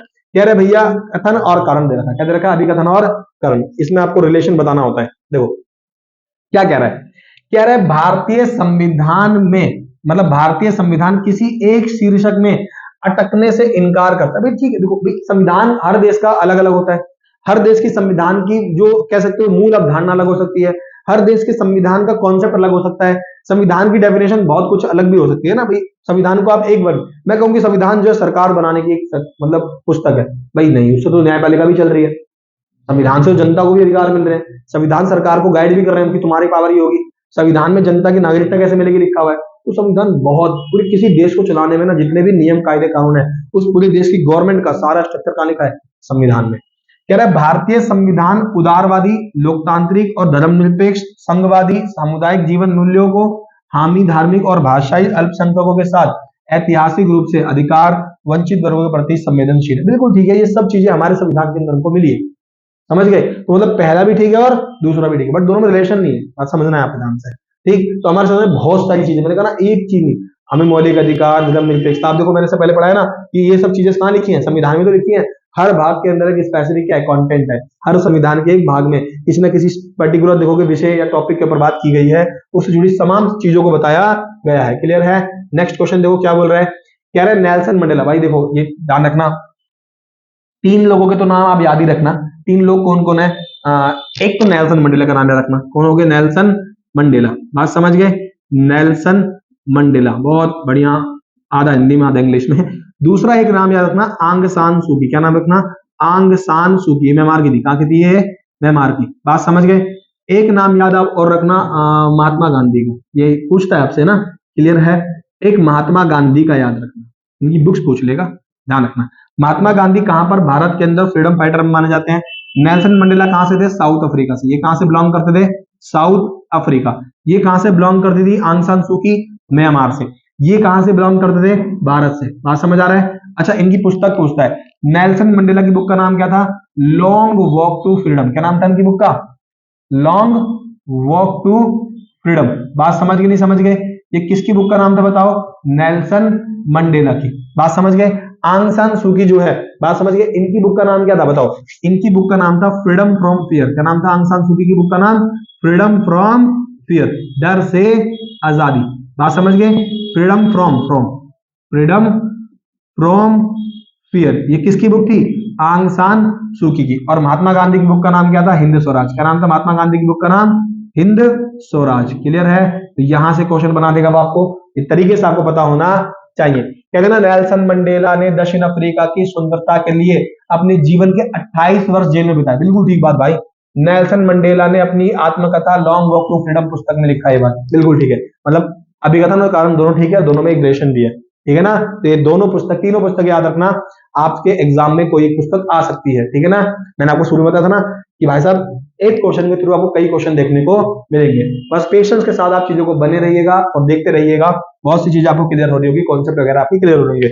कुछ चीजें आपने नहीं पढ़ी होगी, आप पढ़ लोगे, और जो पढ़ी है वो रिवीजन हो जाएगी, बहुत अच्छी बात है अगर पढ़ी है तो। कह रहे हैं समानता की अवधारणा में ये निहित है कि सभी मनुष्य अपनी दक्षता और प्रतिभा को विकसित करने के लिए समान अवसरों का अधिकार है, बिल्कुल ठीक है भाई। समानता का मतलब क्या है कि सभी व्यक्तियों को बराबर हक मिले, बराबर अवसर मिले, बराबर अधिकार मिले, बराबर उनके साथ बिहेव हो, व्यवहार हो। कह रहा है पुरुष स्त्रियों से बढ़कर है, पुरुष स्त्रियों से बढ़कर है भाई, दोनों बराबर है ना।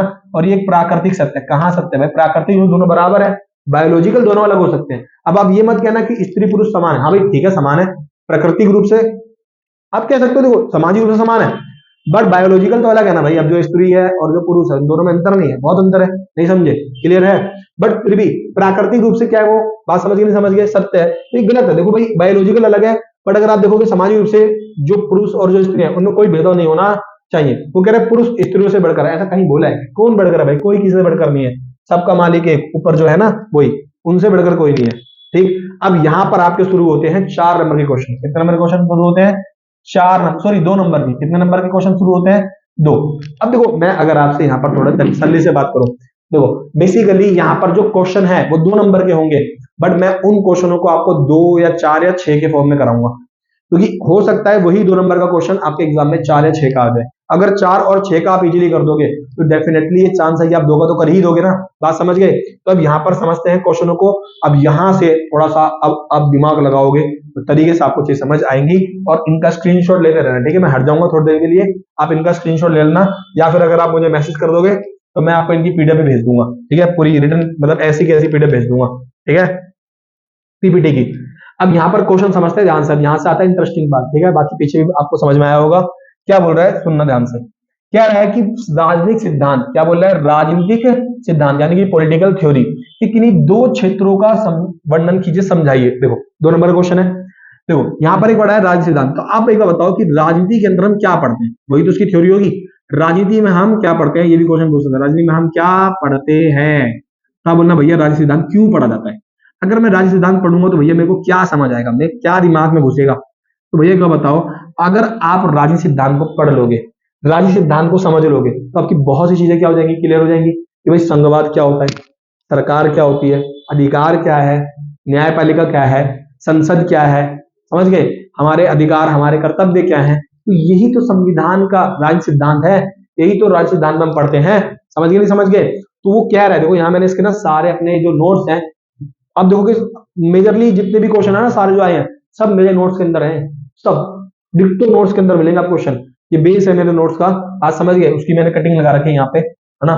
तो क्वेश्चन क्या बोला उसने, उसने क्वेश्चन के अंदर बोला है कि जो राजनीतिक सिद्धांत है, क्या बोला राजनीतिक सिद्धांत, उसमें हम क्या पढ़ते हैं। तो आप बोलना भैया राजनीतिक सिद्धांत के अंदर संविधान के राजनीतिक सिद्धांत से हमारा मतलब है कि हमारे संविधान में हम कौन कौन से अधिकार प्रदान है और हम क्या क्या पढ़ते हैं। तो यही हमारे संविधान की क्या है, विशेषता भी है और उपलब्धियां भी है। देखो हम अपने संविधान के अंदर सुंदरता को पढ़ते हैं, किसको पढ़ते हैं, सुंदरता को, कि हमें सुंदरता मिली है, कैसे मिली है, क्या है सुंदरता, नेगेटिव सुंदरता क्या है, पॉजिटिव सुंदरता क्या है। हम समानता को पढ़ते हैं, किसको पढ़ते हैं हम, समानता को, समानता का अधिकार मिला है हमें, मौलिक अधिकार है। सामाजिक न्याय क्या है, इसको समझते हैं। अल्पसंख्यकों के अधिकारों को समझते हैं, जो SC ST हैं, OBC हैं, दलित जो लोग हैं, उनको क्या क्या अधिकार मिले हैं, क्यों मिले हैं, वो समझते हैं। धर्मनिरपेक्षता क्या है, क्यों जरूरी है हमारे देश में, इसको पढ़ते हैं। सार्वभौमिक वयस्क मताधिकार की जो भारत के अंदर 18 साल के लोग हैं उन्हें वोट डालने का क्या मिलेगा, राइट मिलेगा, क्यों मिलता है ना 18 साल का सार्वभौमिक वयस्क मताधिकार क्या होता है, ये समझते हैं हम राज्य सिद्धांत के अंदर। संघवाद को समझते हैं, संघवाद क्या होता है, केंद्र राज्यों में रिलेशन क्या होता है, केंद्र सरकार क्या होती है, राज्य सरकार क्या होती है, केंद्र की शक्तियां क्या है, राज्य की शक्तियां क्या है। राष्ट्रीय एकता, हमारा देश एकता में कैसे रहता है, राष्ट्रों का संघ क्या होता है। कठोर लचीला संविधान, आपको पता है ना हमारा संविधान कठोर भी और लचीला भी। अगर आपको हमारे संविधान में चेंज करना है आप कर सकते हो, बट आप अपनी मर्जी के हिसाब से चेंज करोगे, ठीक है ना, तो वो कठोर हो जाएगा। मौलिक अधिकार मिले हमारे संविधान के अंदर, मौलिक कर्तव्य मिले हैं, आपको पता ना मौलिक कर्तव्य को 1976 में इंदिरा गांधी ने जोड़ा था सरदार स्वर्ण सिंह समिति की सिफारिश पे। राज्य की नीति निर्देशक तो हमारे संविधान के अंदर हमें मिले हैं। स्वतंत्र और निष्पक्ष न्यायपालिका मिली है, क्लियर। और न्यायपालिका क्यों इंपोर्टेंट है ये पढ़ते हैं हम इसके अंदर। एक गहरी नागरिकता, संसदीय सिस्टम, और ये सारी चीजें जो मैंने आपको ऊपर लिखी है ना, ये मैं समझाया, मतलब ये अब देखोगे सुंदरता आपका चैप्टर भी है, वहां आपने पूरा समझा था कि सुंदरता क्या होती है। समानता आपका चैप्टर है, वहां आपने पूरा समझा समानता क्या होती है। सामाजिक न्याय आपका चैप्टर है, वहां आपने समझा सामाजिक न्याय क्या होता है। अधिकार आपका चैप्टर है, वहां आपने अधिकार समझा। आपने संघवाद आपका चैप्टर है, वो समझा। एकता आपने चैप्टर समझा होगा, राष्ट्रवाद आपने कठोर रचना संविधान का फर्स्ट चैप्टर समझा होगा। आपने मौलिक अधिकार सेकंड चैप्टर के अंदर पढ़े होंगे, मौलिक कर्तव्य उसी चैप्टर के अंदर पढ़े होंगे, DPSP वाले भी उसी चैप्टर के अंदर पढ़े होंगे। न्यायपालिका का चैप्टर 6 है, एक गहरी नागरिकता का चैप्टर 6 है, संसदीय जो न्यायपालिका है वो आपने पढ़ा चैप्टर 4 के अंदर। अब बताओ क्या ये सारी चीजें आपने नहीं पढ़ी। आपने पूरी 11th क्लास में जो पॉलिटिकल साइंस पढ़ी, यानी कि जो राजनीतिक सिद्धांत, यानी कि पॉलिटिकल थ्योरी, यानी कि पॉलिटिकल साइंस जो आपने पढ़ी, वो पढ़कर आपको क्या चीजें समझ में आई, क्या पढ़ा आपने इस पॉलिटिकल साइंस में। तो आप बताओगे कि हमने ये चीजें पढ़ी, ये चीजें पढ़कर हमें इनके बारे में समझा, ये क्या है, ये किस लिए जरूरी है, किसको मिलता है। तो यही है राजनीतिक सिद्धांत। उसने 2 नंबर का क्वेश्चन था, क्या पूछा था कि राजनीतिक सिद्धांत में हम क्या पढ़ते, कोई 2 क्षेत्र बताओ। यहाँ मैंने कितने बताए, 15-16, देखो आप समझ गए। 2 पूछा है, 2 नंबर का सवाल था, 2 लिखोगे।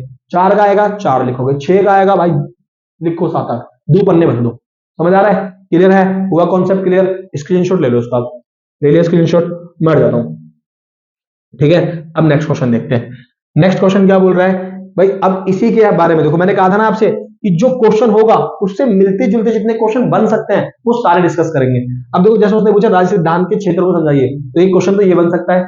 अब इसके अलावा इसी चैप्टर से, बात समझिए, कोई और क्वेश्चन बन सकता है इसी टॉपिक से। तो यहां पर एक टॉपिक बन सकता है कि राजनीतिक सिद्धांत हम क्यों पढ़ते हैं, भाई क्या पढ़ते हैं, क्लियर हुआ, क्यों पढ़ते हैं। भाई एक बार बताओ, अगर मैं पॉलिटिकल साइंस पढ़ूंगा तो मेरा वे ऑफ कॉन्सेप्ट क्लियर होगा, मैं एक अच्छा नागरिक बनूंगा, मुझे अपनी चीजों के बारे में पता चलेगा, अपने देश की विशेषता पता चलेगी, अपने संविधान की विशेषता पता चलेगी, अपने अधिकार अपने कर्तव्य पता चलेंगे ना। तो इसीलिए हम राजनीतिक सिद्धांत को पढ़ना चाहिए, क्योंकि अगर हम नहीं पढ़ेंगे तो हमें पता ही नहीं होगा कि गवर्नमेंट के कार्य क्या है। जो ये कार्य है ये गवर्नमेंट का था और मेरे को लगा ये कार्य तो किसी और का था, मैं उसका मत्था खा रहा हूं। भाई अगर आपको पता है कि ये टॉपिक, ये काम, ये विषय राज्य का है, ये तो भैया CM करेगा, ये मेरे एरिया का MLA करेगा, तो आप उसको पकड़ोगे ना। आपको पता ही नहीं है काम किसका है तो आप किसको पकड़ोगे। तो संविधान बताता है कि उत्तरदायित्व किसका होगा, कार्य किसका है, शक्ति किसके पास है, ये कार्य कौन करेगा, वो कार्य कौन करेगा, तो ये बताता है। जागरूक नागरिक बन जाओगे आप। एक क्या पढ़ लोगे अगर, पॉलिटिकल साइंस।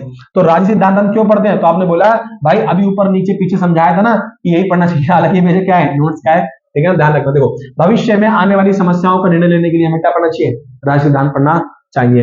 एक जानकारी के लिए पढ़ना चाहिए भाई, नॉलेज के लिए पढ़ना चाहिए। क्लियर है, नॉलेज मिलेगी हमें उससे, बेसिक जानकारी क्लियर होगी। एग्जाम में तुम्हारे दोस्तों का सिलेबस है, तुम नहीं पढ़ोगे तुम फेल ही हो जाओगे। तो तुमको तो नॉलेज तो लेनी ही लेनी है, तुमको समझ तो आना ही आना है, फिर पढ़ाई क्यों हो रही है, तो भी तुम समझो। लेकिन तुम्हारे तो सिलेबस भी है ना ये, ठीक। अधिकार संपन्न नागरिक बनने के लिए, जागरूक नागरिक बनने के लिए पढ़ना चाहिए। वोट देने जा रहे हो भाई आप लोग, बेवकूफ ना बन जाओ, नहीं तो आपको ब्रेन वॉश ना कर दे नेता आपका, ठीक है ना। एक अच्छी गवर्नमेंट सरकार चुन सको आप, इसीलिए पढ़ना चाहिए। वाद विवाद कर सको, डिबेट कर सको, अच्छाई बुराई का पता कर सको, ठीक। लोकतंत्र को मजबूत बना सको, भविष्य की अपनी समस्याओं को खोज सको कि ये समाधान होगा कैसे, अधिकारों को जान सको, कर्तव्यों को जान सको, अंतरराष्ट्रीय शांति सहयोग को बढ़ावा दे सको कि भैया पूरे देश में हम पढ़कर शांति कैसे ला सकते हैं, वॉर को कैसे रोक सकते हैं, समझ गए। किसी देश को ताकतवर कैसे बनाया जाएगा, उसके लिए कौन कौन सी सरकारें मजबूत होनी चाहिए, एजेंसियां कैसी होनी चाहिए हमारी, समझ गए। तो ये सब चीजें आपको कब पता चलेंगी, जब आप राज्य सिद्धांत को पढ़ोगे, उसको समझोगे, ठीक। एक छात्र होने के नाते पढ़ना चाहिए, देखो लिखा है ना, क्योंकि नहीं पढ़ोगे तो फेल हो जाओगे। क्यों भाई, क्योंकि आपका तो सिलेबस ही है, ठीक है ना। तो ये भी क्वेश्चन पूछ सकता है। देखो एक क्वेश्चन क्या पूछ सकता है, राज्य सिद्धांत के क्षेत्र बताओ, ठीक। यहाँ पर एक क्वेश्चन पूछ सकता है, राज्य सिद्धांत में हमें क्यों पढ़ना चाहिए, तो बताए। ये चीजें लिखोगे, डिफाइन कर दोगे, आंसर कंप्लीट है। नेक्स्ट क्वेश्चन जो राज्य सिद्धांत से बन सकता है, बिल्कुल है, एक ये भी अच्छा क्वेश्चन बनता है कि राजनीतिक सिद्धांत का अध्ययन हमारे लिए, अच्छा इसका स्क्रीनशॉट ले लो भाई, बारी आप, ठीक है, ले लिया स्क्रीनशॉट। अब नेक्स्ट देखो आगे, ठीक। पर इनको ना एक बार सीधी निगाहों से नजर मार देना बस, ठीक है ना। ज्यादा रॉकेट साइंस नहीं है इसके अंदर, कहीं तुम सोच रहे हो पूरा परमाणु बम बनाऊंगा इसमें, ठीक। बस इसमें आपको नजर मारनी है और तरीके से आपका क्वेश्चन हो जाएगा। अब क्वेश्चन कह रहा है, इसी से मिलता जुलता एक क्वेश्चन है, ठीक है ना, मतलब उसी टॉपिक का एक क्वेश्चन है, मतलब उस टॉपिक से जितने क्वेश्चन एक्सपेक्टेड आ सकते हैं एग्जाम में, वो सारे करा रहा हूं मैं आपको, ठीक है। भाई साहब बिल्कुल जहर क्लास है ये, जहर। और मुझे नहीं पता भैया, देखो कि मैं कहता ना, मतलब आप अपने दोस्तों को भी शेयर करोगे तो भी आपको तारीफ ही करेंगे, भाई बहुत अच्छे पेपर फंसा यहाँ से, ठीक है ना। डिक्टो क्वेश्चन फंसेंगे आप देखना, ठीक। बाकी देखते हैं आगे। कह रहे राज्य सिद्धांत का अध्ययन हमारे लिए किन रूपों में उपयोगी है, ऐसे 4 तरीकों की पहचान कीजिए। भाई बिल्कुल ठीक है, वो कहते हैं ना राज्य सिद्धांत को पढ़कर हमें क्या फायदा मिलेगा। अब आप पढ़ोगे ना, जो पीछे समझाया है डिट्टो वही चीज मिलेगी, समझ गए। आप इसको पढ़ना एक बार सही निगाहों से कि राज्य सिद्धांत हमें क्यों पढ़ना चाहिए। कहते हैं ना राज्य सिद्धांत सभी के लिए उपयोगी है, प्रासंगिक है, क्योंकि इसका अध्ययन करने से हमें संविधान का, कानून का, स्वतंत्रता का, समानता का, अवधारणाओं की जानकारी प्राप्त होती है। इससे हमें पता चलता है कि स्वतंत्रता, समानता का पालन कैसे करना चाहिए, लोकतंत्र को हम किस प्रकार सफल बना सकते हैं। बताओ, सिंपल सी बात है, एक बार आप रीडिंग लगा दो, आप समझ गए, आपको समझ में आएगी राज्य सिद्धांत हमारे लिए क्यों जरूरी है, ठीक है। तो वीडियो बहुत लंबी हो जाएगी अगर मैं ऐसे पढ़ के बताऊंगा तो। बाकी मैंने पीछे आपको समझा दिया, समझ गए। कहते हैं ना अगर राज्य सिद्धांत आप पढ़ेंगे तो हमारी जागरूकता में क्या होगी, वृद्धि होगी। जागरूक होने के लिए पढ़ना चाहिए, बात समझ गए। हमारे को नेता जो है, नेताओं का स्वार्थ ना, नेता हमारे को लूट ना पाए। भाई सरकार अगर हमारे साथ मिसबिहेव कर रही है, हमें लूट रही है, हम जागरूक नहीं है तो लूट ही लेगी, नहीं समझे, बच्चे की तरह। जैसे बचपन मैंने बहुत किया है, बात समझ गए। छोटे बच्चे से 100 रुपए का नोट ले लो, 10 रुपए का नोट ले लो, उसको सिक्का पकड़ा दो, वो खुश हो गया। उसको क्या पता है कि मेरे साथ क्या हुआ। उसने क्या करा, उसके हाथ से ले लिया क्या, 10 का नोट, और उसको पकड़ा दिया सिक्का, वो खुश हो गया। उससे 150 का नोट लिया, 10 का पकड़ा दिया। अरे बच्चे को कहां पता चल रहा है, वो तो क्या है, वो जागरूक है क्या। अब तुम मेरे साथ करो ये, मेरे से आप 50 का नोट लेके 10 का पकड़ाओ, जोर के रैप्टा मारूंगा, मारूंगा नहीं मारूंगा, क्योंकि भाई जागरूक हूं, मुझे पता तुम मेरे साथ बेवकूफ बना रहे हो, मुझे लूट लिया तुमने, उल्लू बना दिया, ठीक। तो वही चीज, तो कोई तुम्हारे को उल्लू ना बना पाए, इसीलिए राज्य सिद्धांत का अध्ययन करें। स्वतंत्रता, समानता, धर्मनिरपेक्षता की समस्याएं, सॉरी, जो उसके बेनिफिट्स हैं, जो उसकी विशेषताएं पता लगती हैं, तो इसीलिए राज्य सिद्धांत बहुत जरूरी है। छात्रों के लिए तो बहुत जरूरी है भाई, ये छात्र हो पढ़ लो जे, क्लियर। क्वेश्चन नंबर, यहाँ पर क्वेश्चन क्या पूछेगा, राजनीतिक सिद्धांत के विशेष क्षेत्र का वर्णन कीजिए। अभी तो पढ़ा कराया कि राज्य सिद्धांत, देखो क्वेश्चन भी था, ये क्वेश्चन भी था ना, हाँ। सिद्धांत के कोई 2 क्षेत्रों को, देखो यहाँ पर आ गया कि राज्य सिद्धांत के विशेष क्षेत्र का वर्णन कीजिए। तो आपने बोला ना राजनीतिक सिद्धांत में हम समाज के संगठन का अध्ययन करते हैं। समाज क्या है, समाज में क्या क्या अधिकार होते हैं, समाज किनसे बना है, ठीक। इसमें सरकार को पढ़ते हैं हम लोग, सरकार की आवश्यकता को पढ़ते हैं। अच्छी सरकार कौन सी है इसको समझते हैं कि भाई देखो 2 प्रकार की सरकार है, एक जो जनता को सारे अधिकार दे रही है, पुल बना रही है, अस्पताल बना रही है, एजुकेशन पे काम कर रही है, देश मजबूत हो रहा है, और एक सरकार जो लूटे ही जा रही है, लूटे ही जा रही है। तो आप बताओ कौन सरकार अच्छी है, समझ गए नहीं समझ गए, तो आप खुद दिमाग लगा पाओगे आप, कि भाई ये सरकार जरूरी है हमारे लिए। एक सरकार जो वादे करती है, एक सरकार जो एक्शन लेती है। कौन सरकार अच्छी है? एक्शन वाली भाई। वादे क्या करेंगे हम लोग, ठीक है ना। इसमें सुंदरता, समानता, कानून का अध्ययन होता है। रानी सिद्धांत नागरिकों को, सरकार को अधिक लोकतांत्रिक बनाने की समस्याओं का मतलब बनाने का काम करती है, और जो जनता की समस्याएं हैं उनका समाधान ढूंढने का तरीका बताती है कि भैया अगर आपको कोई भी कार्य है वो करवाना है तो कौन करेगा वो कार्य, किसके पास उत्तरदायित्व होगा। ये पढ़ते हो आप सब किसमें? राजनीति सिद्धांत के अंतर्गत। क्वेश्चन पूछेगा ना आपसे कि राजनीति सिद्धांत क्या है, तो बता पाओगे आराम से कि भाई राजनीति सिद्धांत ये है, हम इसमें ये चीजें पढ़ते हैं, क्यों जरूरी है वो बता दोगे। राजनीति सिद्धांत में एरिया क्या है, तो वही जो आपने पढ़ा ना, वही एरिया है उसका, जो उसकी राजनीति सिद्धांत के अंदर हम पढ़ते हैं, वो इसका क्षेत्र है। फिर यहाँ पर एक क्वेश्चन पूछ सकता है राजनीति क्या है। भाई देखो मैंने अभी समझाया राजनीति क्या है। राजनीति देखो हर किसी के हिसाब से राजनीति अलग अलग है। जैसे महात्मा गांधी ने कहा राजनीति एक सांप की कुंडली है, किसी ने कहा कि राजनीति जो है वो जन सेवा करने का एक क्या है, जरिया है। कोई कह रहा है राजनीति क्या है, स्वार्थ है, जिसमें हम खूब पैसा कमा सकते हैं, नेता बनो अंधा पैसा। समझ रहे हो? क्लियर है? तो राजनीति के साधारणतः निम्नलिखित अर्थ दिए जाते हैं। जैसे राजनीति एक जन सेवा है, नेता लोग स्वयं को जनता का सेवक कहते हैं, बिल्कुल ठीक है भाई कहते हैं, लेकिन वो जनता का सेवक कह के फिर क्या लूटते हैं वो तो अलग ही बात है।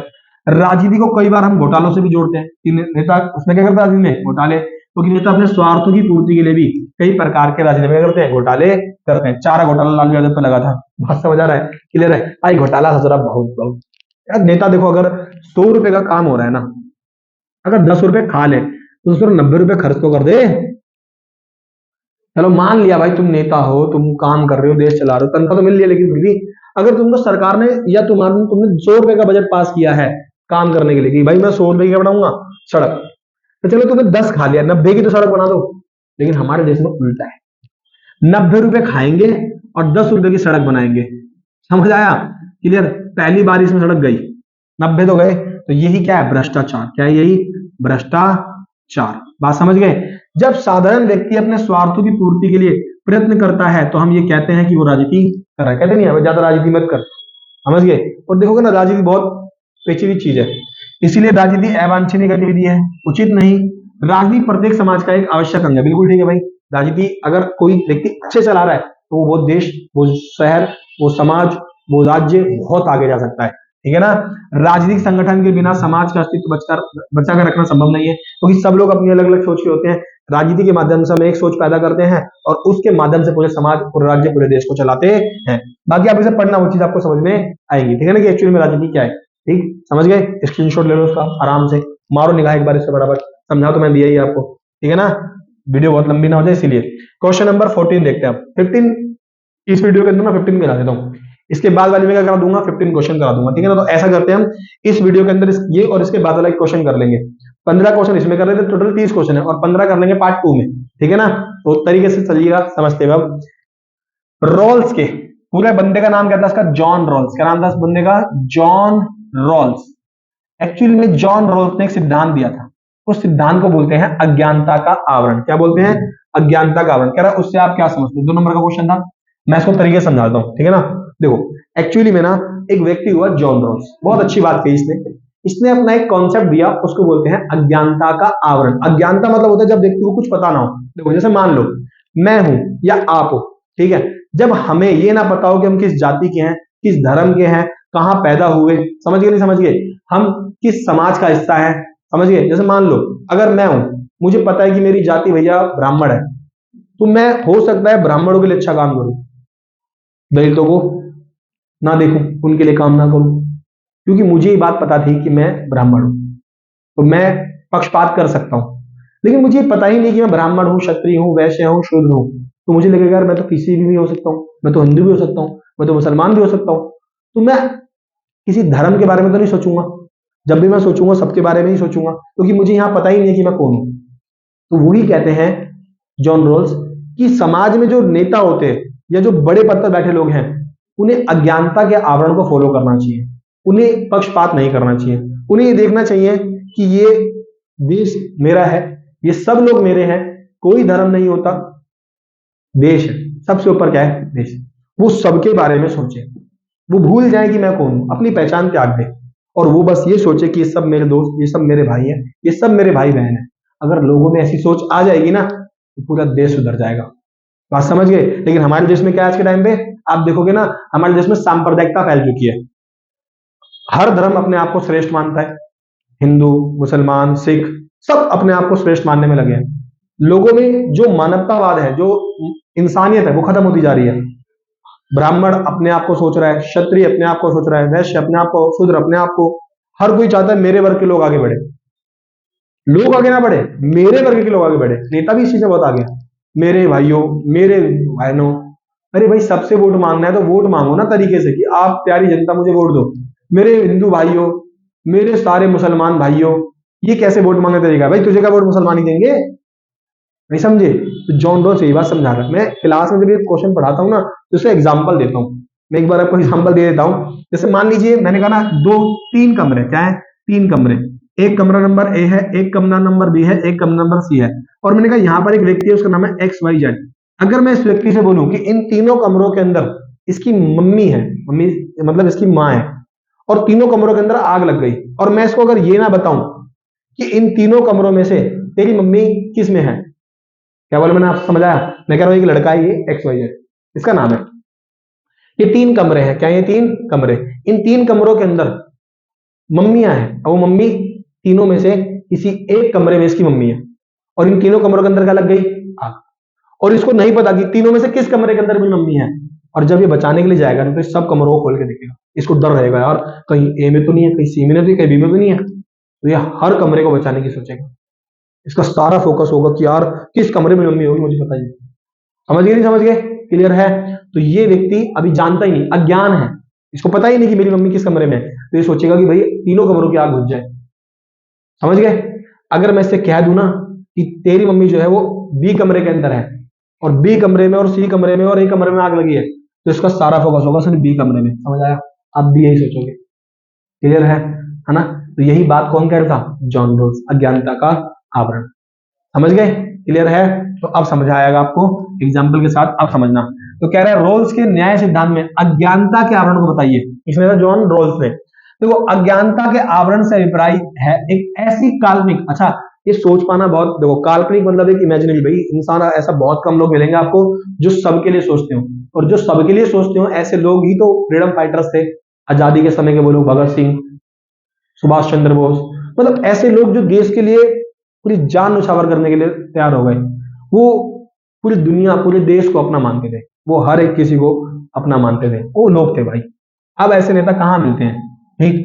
तो अज्ञानता का आवरण का मतलब है एक ऐसी काल्पनिक परिस्थिति जिसमें व्यक्ति को यह निर्णय लेना है कि समाज में कैसे संगठित किया जाए, जबकि व्यक्ति को यह ज्ञान नहीं होता कि उस समाज में उसकी स्थिति क्या होगी, वो कहाँ जन्म लेगा, वो अमीर है, गरीब है, क्या है, वो किस अवस्था में होगा। तो जब भी सोचेगा ना, सबके बारे में सोचेगा, क्योंकि उसको पता ही नहीं है मैं कौन हूं।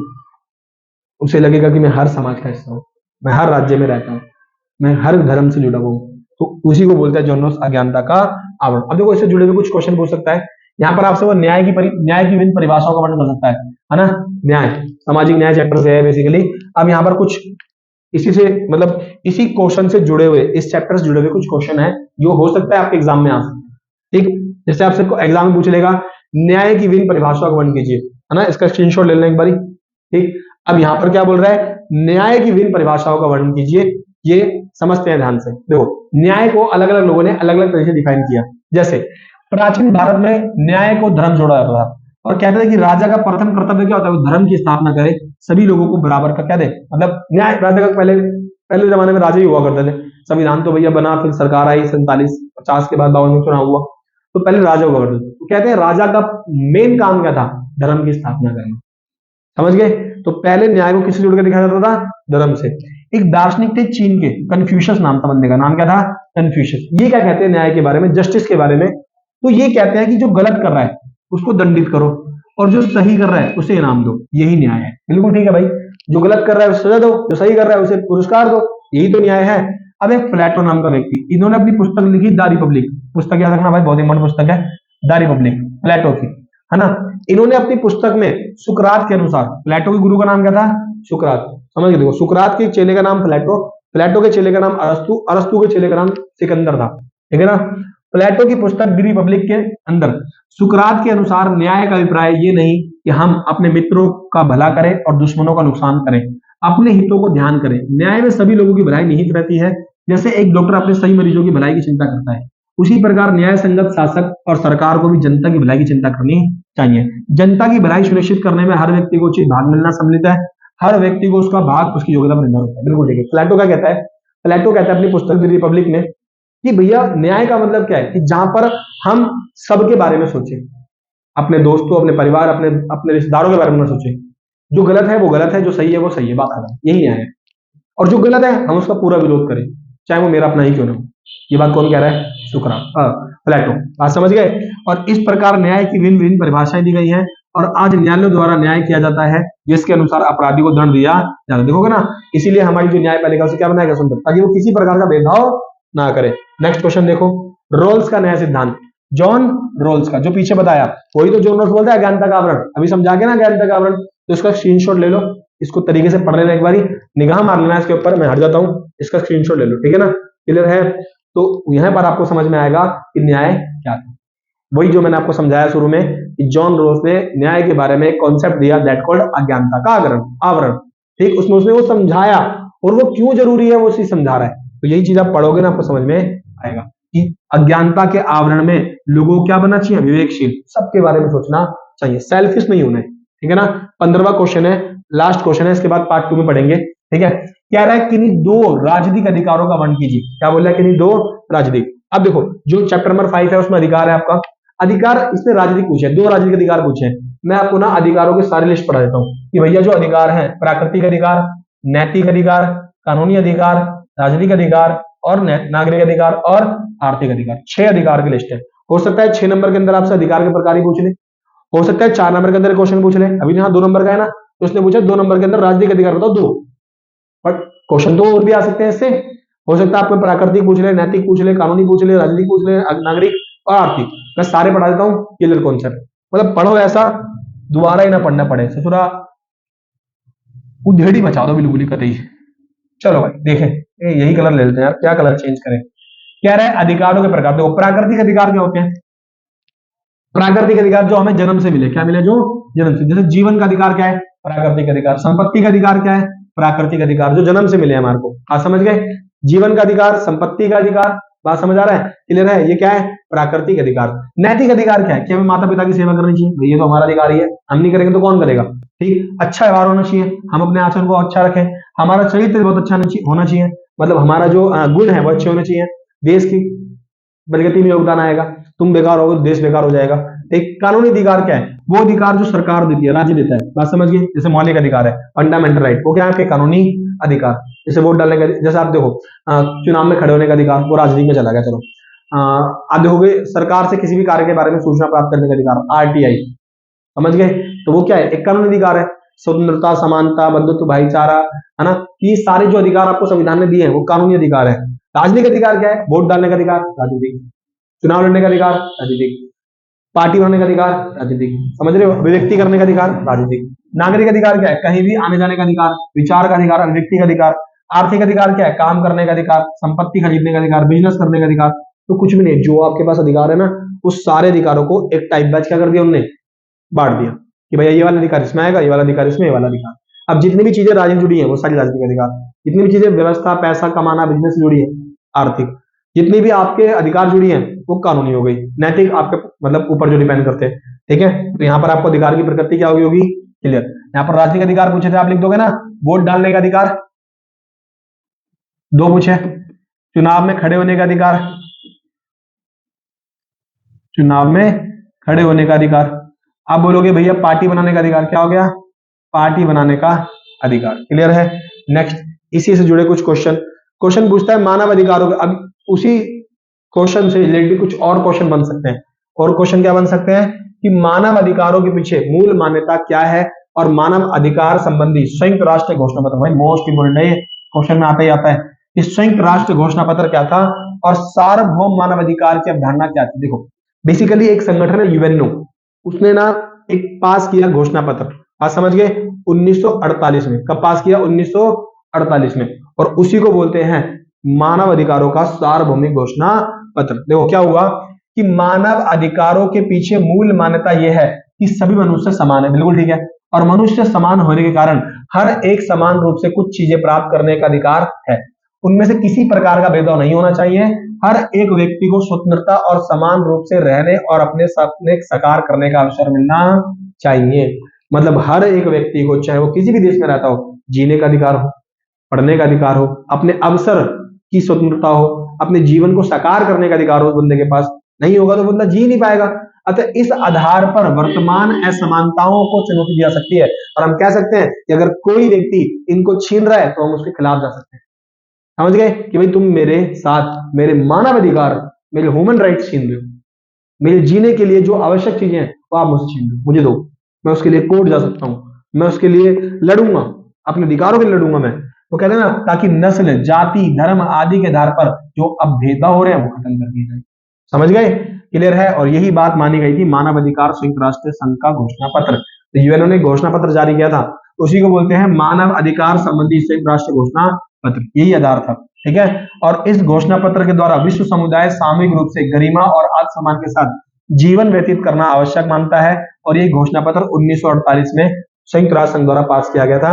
आप मुझे कमेंट में बताना कि ये डेट क्या थी इसकी, संयुक्त राष्ट्र घोषणा पत्र की डेट क्या थी। समझ गए? नहीं समझ गए? इसकी डेट याद रखना, डेट पूछता है। ठीक है? और ये संयुक्त राष्ट्र संघ द्वारा जारी किया गया।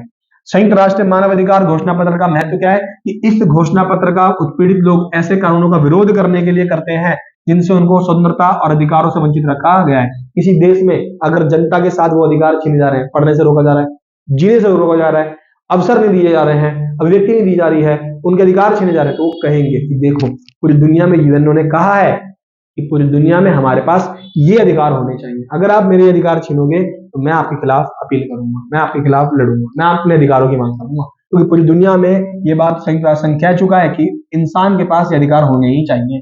इधर हुआ? समझ गए? नेक्स्ट क्वेश्चन देखो। अब आपको पता है कि जहां आपको अधिकार मिले, अच्छा बताओ, संविधान के भाग 3 में तो आपको अधिकार मिले हैं। संविधान के भाग 3 में आपको क्या मिले? मौलिक अधिकार मिले कि नहीं मिले? है ना? कितने मौलिक अधिकार मिले बताओ आपको संविधान के भाग 3 में? तो आप बोलोगे भैया